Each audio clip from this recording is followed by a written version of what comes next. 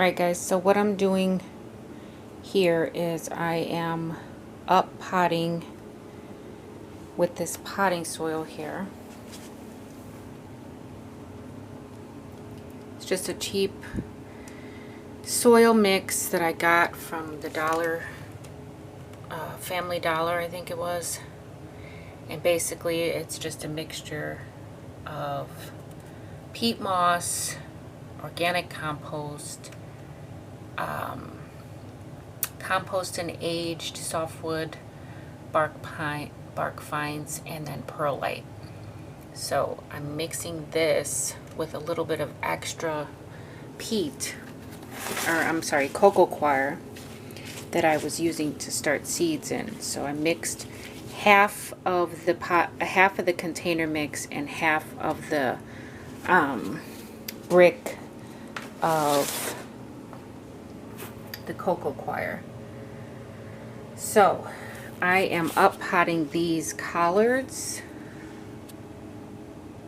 because I'm getting ready to put them in the sunroom, and by them being in these rolls, I don't want them to get molded or stay too wet for too long, and I can't keep an eye on them because they'll be outside. So I've already started. I've already done these few here. I was doing the ones that had the single seed first, and then this one had 2 seeds, and I thought, well, this container is not going to be big enough.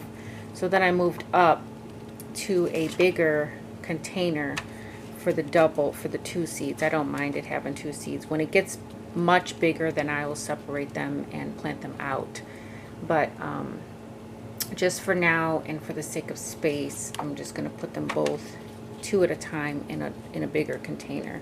Something like maybe this, you know, big cottage cheese container or whatever.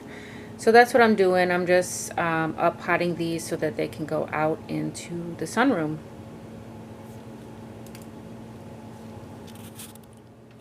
Alright guys, we are starting sweet potato slips.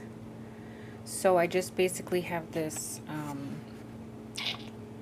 almond milk container that I am repurposing. There are holes, drainage holes in the bottom. I filled it up about halfway with this potting mix here that I have mixed in half of this with half of this. Okay. And I just mixed that in that pail there, and I have put halfway some mix in there, and then I set it in some water so that it can absorb all of the moisture. I'm going to leave it in there for about 10 minutes. But what I'm going to do is I'm going to take these sweet potatoes that I bought from the grocery store, and I'm going to just going to wet them, and then I'm going to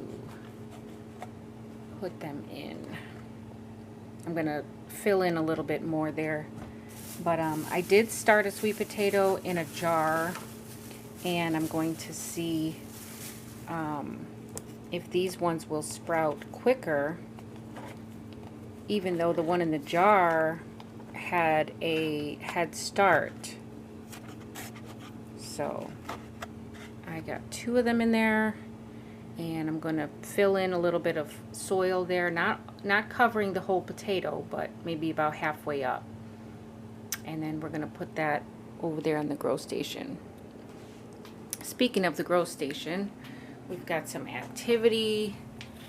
We've got red mustards popping up, Asian cabbage, mustard tender greens. I see a little bit of activity over here with the spinach and also the red Russian kale. I'm thinking those mustard green seeds are probably not any good because I haven't had any success germinating those at all. So I'll probably have to get rid of those seeds. I don't even know how old they are, but yeah, it's got activity there. All these other things are probably going to end up going in the sunroom very soon. These are a little bit on the warmer side. I'm not going to put these in the sunroom. The Swiss chard might be able to go out, but the rest of these things, like the oregano and mustards, are a little bit frost tender than other greens. Onions here, and then I have restarted more Walla Walla onion there. And then these are my lettuce plugs. Peppers, I have done the paper towel germination method. I haven't checked on them yet, but I'll be checking on them soon. And then also in the pots I have peppers. I think it was King of the North peppers in those pots. So I did feed the worms again. I think it was about a month it took them to eat the half a banana that I had put in there.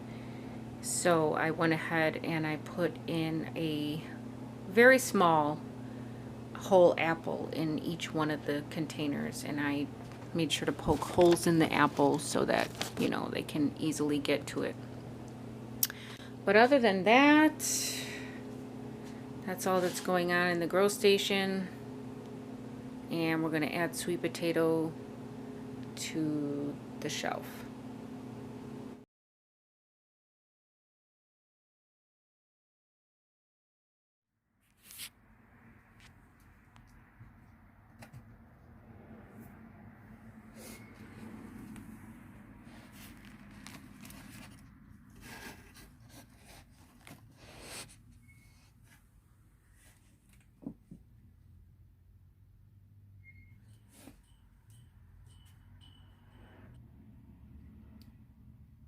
I'm just going to quickly share with you how I am potting up rather, these seedlings. You see they are definitely ready to go into some pots. And there is a method to do this with these peat pellets because they have this like netting around them. So these are the cabbage. Okay, so these are my cabbage seedlings. You see all the roots coming out? We're going to put these in some pots. All right, guys, so I got here some of these little pots, and the reason I bought these pots was for this very reason, so that when I get ready to up pot, I'm just filling these halfway with compost.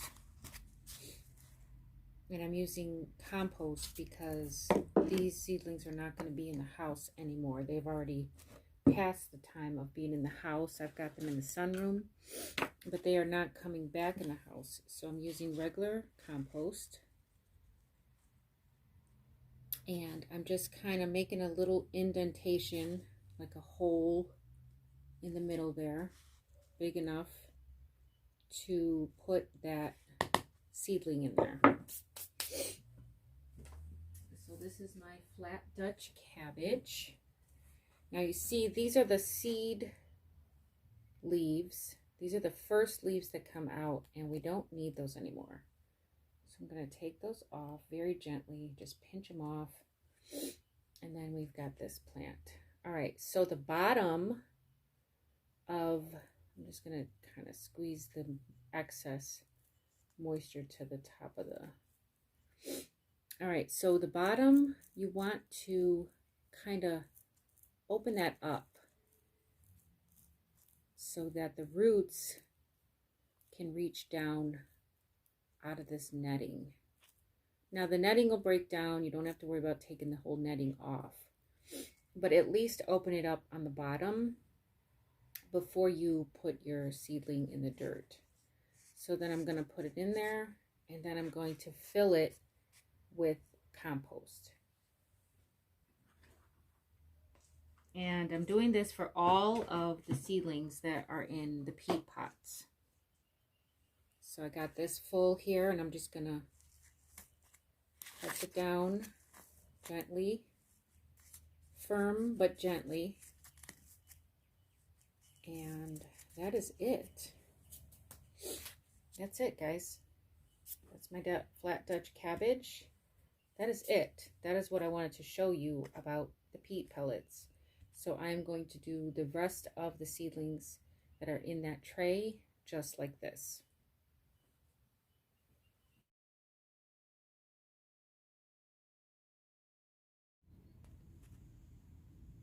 All right, they're all potted up and tucked in nicely. All right, guys, I hope you learned something. Hope you got something out of it. And until next time, the more you know, the more you grow.